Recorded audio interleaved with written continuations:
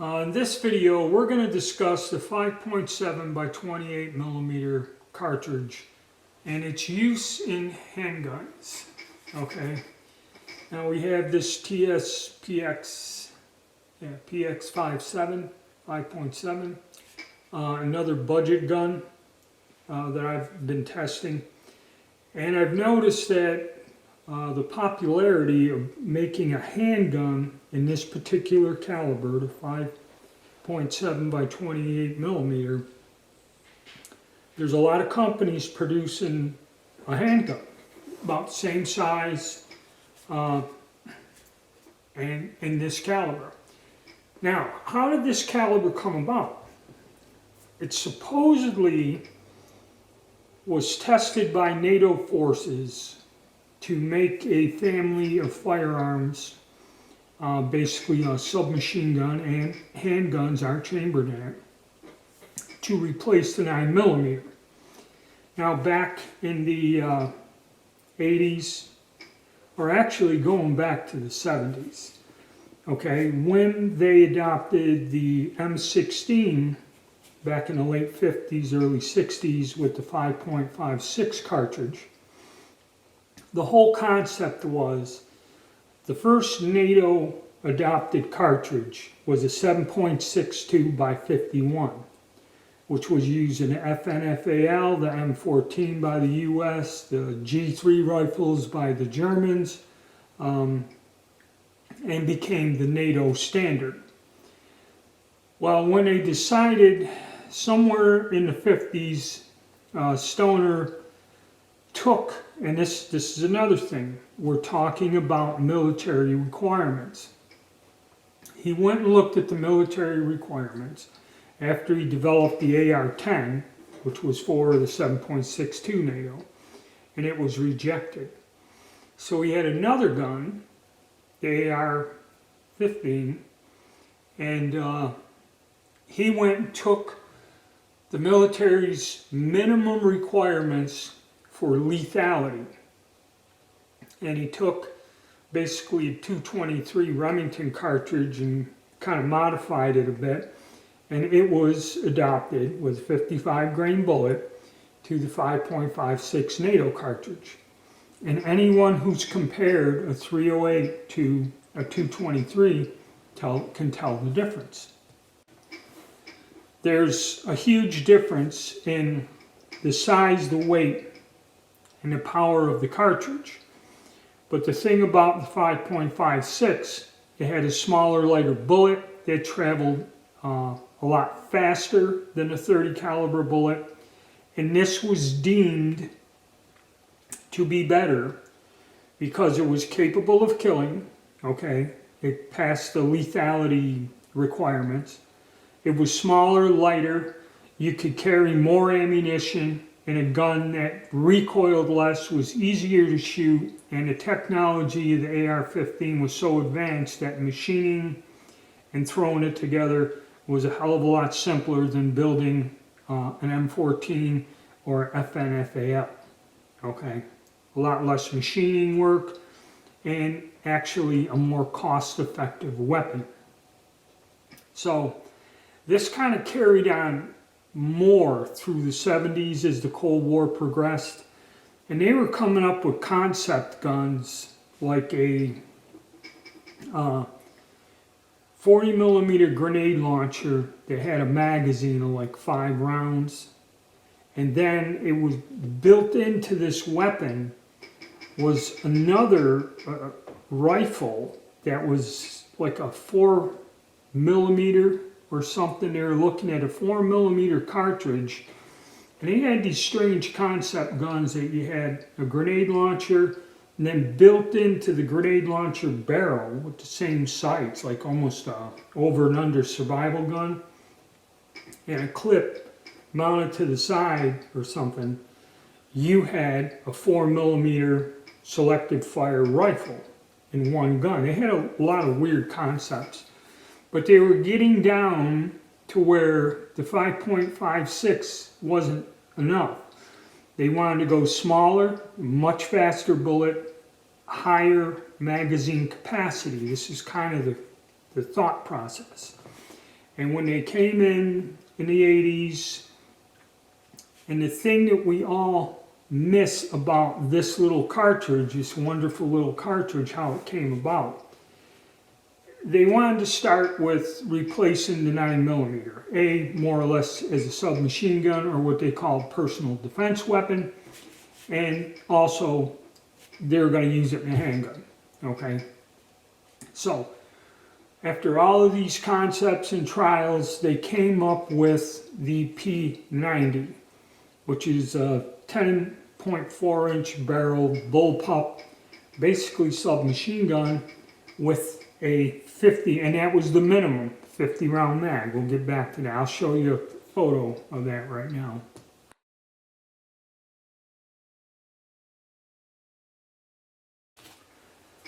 So instead of going through all the requirements for this new weapon system, I will tell you 2 key points, which kind of really don't, or didn't back then, add up for the civilian or police market.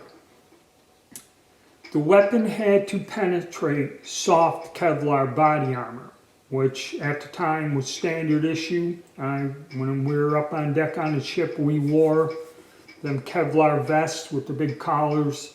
Okay, there were no plates in them or nothing. They were an improvement on the older stuff in the early part of the Vietnam War that had like ceramic plates that could be replaced to stop shrapnel, and not so much bullets. It was more to stop shrapnel, grenade fragments, and other high-speed things out there other than actually be a bulletproof vest.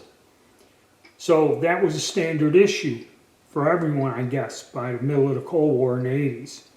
So they wanted something that could penetrate that, okay, at a set distance. And they also had the requirement of going a step further. Everybody had a 30-round magazine in the AK-47 and the AR-15 platforms. They wanted a minimum of a 50-round magazine. So, how do you do that? Much like you had 20-round magazines in the 7.62, but 30-round magazines became standard in the 5.56 because reduction of the size of the ammunition. Okay? So this is how this whole concept came together. And there were actually 2 cartridges that were tested at the time. Heckler & Koch was developing the 4.6 by 30 millimeter cartridge, very similar but smaller. So they supposedly tested these in France and England, and most of the people said for the set requirements and that the 5.7 by 28 millimeter was superior to the 9mm in the cartridge that should be adopted. And the Germans said, no, the 4.6 by 30 is superior. And what it all boils down to when we start talking about ballistics and wounds and that is how economical can it be. And one of the reasons they went with the 5.7, it was easier to retool the machinery making 5.5, making the 223 ammo. It was easier to retool the machinery and produce the ammunition, other than having to go get different size, equipment. So they all got in an argument. They never accepted anything officially, and the project was dropped. Eventually, both cartridges are listed as a NATO accepted cartridge over the years. The 5.7 by 28 is, and the 4.6 by 30 millimeter. The only problem with the 4.6 is that I just checked today, there are only 2 firearms. One was just announced at the SHOT Show in 2025 by Tommy Built. And that one has a price tag of $3,500. Or you can get, there is another, I think CNN or something, there's a company out there that makes an AR-15 style weapon, at least a picture of it. that shoots the 4.6. So there's only 2 options available in the US at this time, and you can find ammo for sale. I went and looked up on AmmoSeek, and a 4.6 by 30 millimeter is available. You can order it. And it's priced the same as the 5.7 by 28. So that's kind of how politically and militarily it all worked out. So let's look at some cartridges and give you guys the idea of why they picked this thing. So we'll give you some historical examples. Here's 45 long Colt, 45 ACP, 44 Magnum, 38 Special, 9mm, 5.7 by 28, and 380R.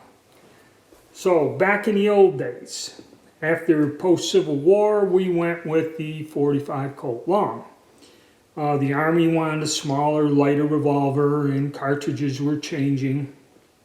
So they got rid of their old single-action 1870, 1880 guns. And this, even though this is a 38 Special, they adopted a 38 Colt Long, which would be a little bit shorter case and less power than the 38 Special. They realized in the 1890s that this was ineffective, didn't like it. So they went back to the drawing board in 1911. And if you notice, 45 Colt Long, large, heavy, goes in a revolver, only 6 shots. They developed, with Browning in that, a pistol that was 45 ACP, much shorter case, okay, can go in a semi-automatic pistol with a higher magazine capacity of 8 rounds compared to 6. So it's a no-brainer. This was what the Army chose. As far as range in that, it was adequate, up to 50 feet. This thing is deadly. And also all our submachine guns were calibered in this round until the end of World War II. Actually, a little afterwards, they were still in use. But this is how they picked this. But you see, smaller, compact, same caliber, knockdown power, and it was acceptable. So then we go on power-wise. This is a 44 Remington Magnum, okay, and a 38 Special. They did more work with the 38. 32 Smith & Wesson Long was like a standard police issue revolver, and until about the 1920s or so, the 38 Special, they took the 38 Colt and kind of lengthened the case and put a 158 grain bullet, and the 38 Special was a standard police issue revolver for many, many years.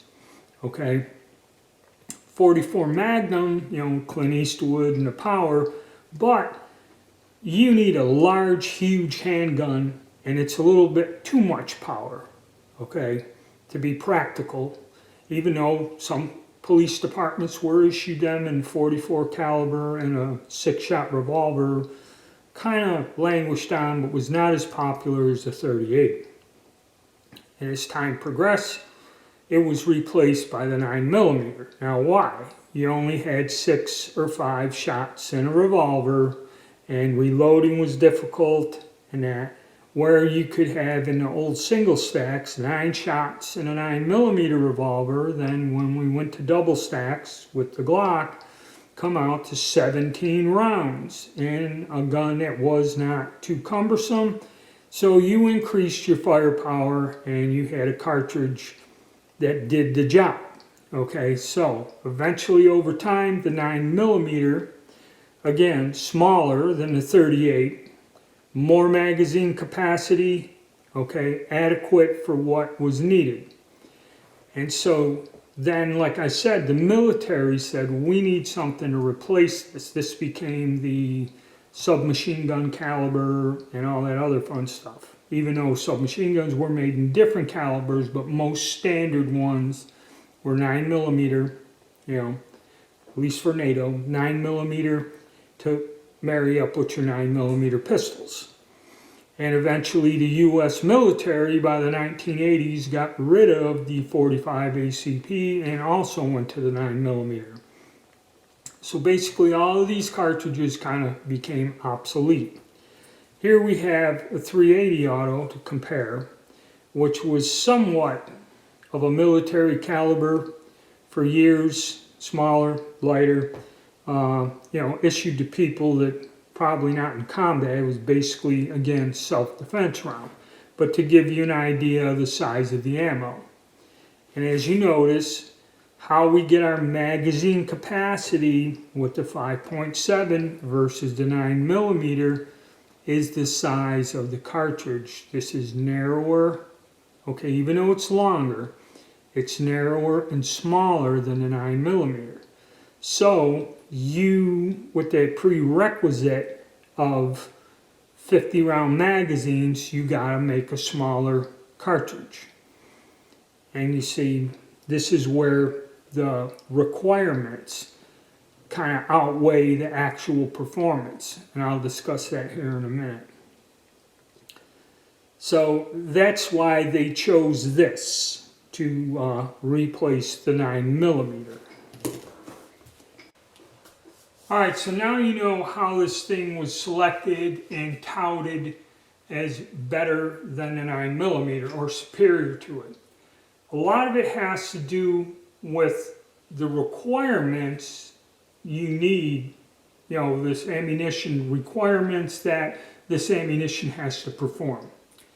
Now, number one, with somebody like us, an average person, okay, I really am not going to go up against somebody wearing soft body armor unless it's law enforcement or something coming to get me. So that really isn't a prerequisite to me personally, okay? Granted, many criminals in that wear some sort of body armor. Your mass shooters usually are wearing body armor. So from a law enforcement point of view, okay, that is kind of a prerequisite. Now, magazine capacity. Like I said, this thing is a full-size pistol. You can buy, comparably for the same price, many different Turkish or even US-made guns that this has a 20-round magazine capacity. You can get a Glock clone that has a 17, some even have an 18-round capacity of 9mm. Okay, so cost of the weapon isn't an issue here, but cost of the ammunition. Okay, like I said, 9mm right now is pretty inexpensive compared to this stuff running at 60, 70 cents a round. Okay, so that's another thing. So now we'll talk about the performance and how I've seen it. You can go on YouTube and you can find hundreds of videos of people demonstrating this neat little cartridge in all different types of forms. And two things they use some sort of a handgun. Some guys use the FN handgun. Some people use civilian carbines that have a 16-inch barrel. Remember, the actual little FN P90 only has a 10.4-inch barrel. Some guy did modify his gun to a 10-inch barrel and did fire that cartridge out of a 10-inch barrel, and they fired it into ballistic gelatin. And there were several different tests, and you could go through them and watch, and they had, I guess, 16-inch long blocks. Have two of them or something behind them, try to stop the bullet, and they tested a whole array of different bullets, okay, out of a handgun and everything else. Out of a handgun, which has just slightly under a 5-inch barrel. Some of these cartridges or projectiles would travel the whole 16 inches and come out into the other thing, or just barely made it. In the carbines, they would go through and go into the other block a distance. So the extra barrel length makes a difference. One thing that this cartridge does, even if you have the polymer tipped hollow point bullets, they really don't expand. Okay, I've seen several tests. They don't expand. This thing, much like the early M16 cartridge, when they were first testing it in Vietnam in the early 60s, the effect of this cartridge compared to a larger one is that this bullet tumbles. And you can see these wound channels in the ballistic gelatin. That gives you an idea of what goes on, but in a living being, be it an animal or a person, that tumbling causes horrific internal damage. Okay. The wound channel in that, and even though ballistic gelatin is supposed to mimic flesh, it still ain't the same thing. This is a nasty little cartridge. Okay.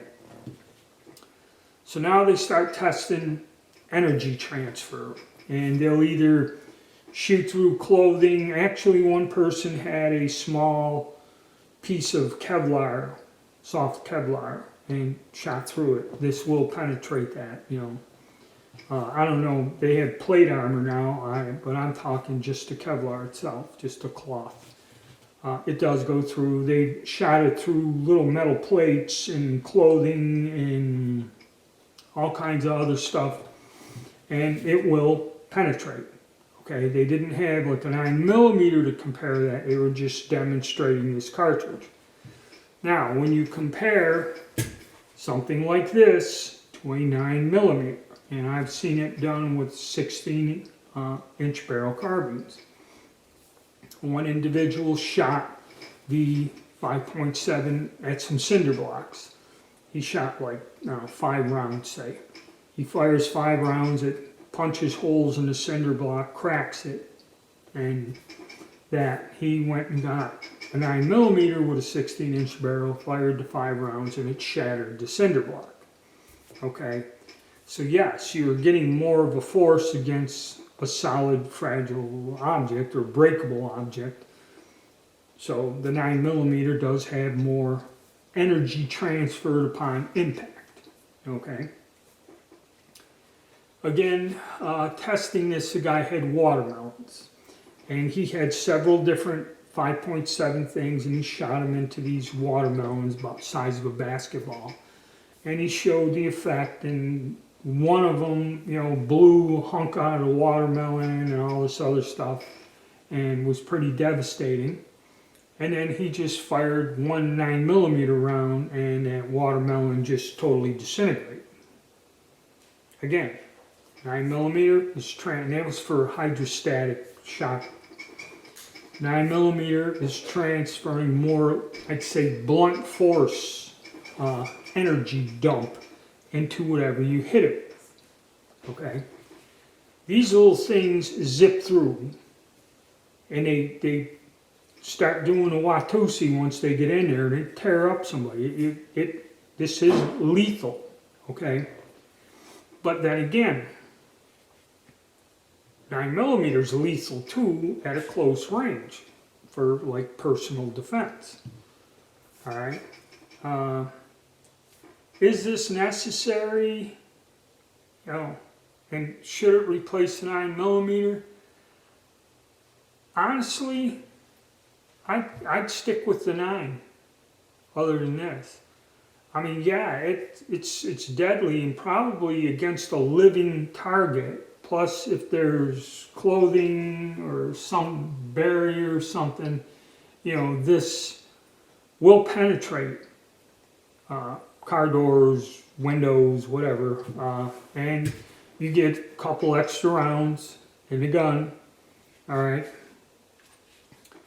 But the size, I can get a 9mm that's a third of the size of this and carry it concealed, where I don't think you're going to find a pistol in this caliber any smaller than this, with almost a 5-inch barrel, so a full-size gun. That is one detraction of this caliber in this pistol. You know, and it depends how you look, and it depends on what your intent and purposes are. Okay? you know, firing this in the house, probably go from one side of the house to the other, all right? Penetrate through where a 9mm might not, you know, I don't know.